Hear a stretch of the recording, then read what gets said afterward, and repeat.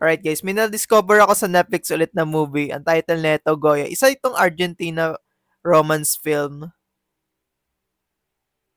Bidibida ng character dito na si Goyo na isang tourist guide sa isang museum na may autism. So yung pinaka-main plot ng story nito is paano i-express or ipapakita ni Goyo yung pagmamahal niya dito sa isang security guard din doon sa museum nila. Balik katrabaho niya itong yung may natitipuan siyang babae. Balik at trabaho din niya itong natitipuan niyang babae. First of all, apagaling ng pag-acting nito ni Goyo, yung artistang to.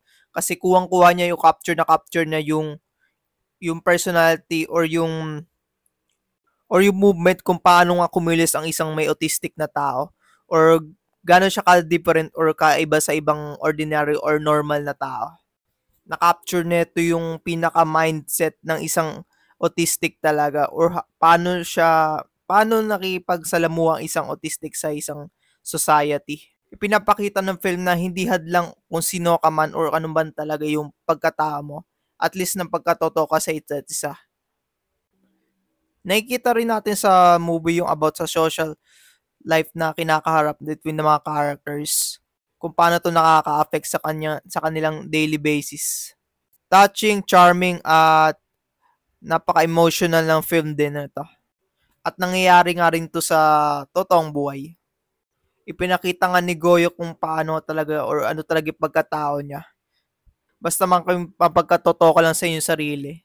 Okay din yung pagka-portray ng character dito na si Eva.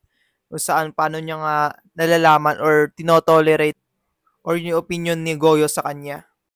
Kuwang-kuha din ng movie yung capture dun sa mga historical artifacts ng Europe nung panahon ng mga Renaissance. Especially marami tayong makikita dito kasi yung trabaho ng character dito isang museum.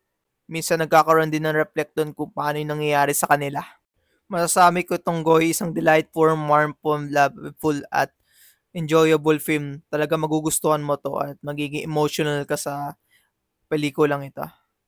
Available pa rin ito sa Netflix ngayon at trending pa rin siya.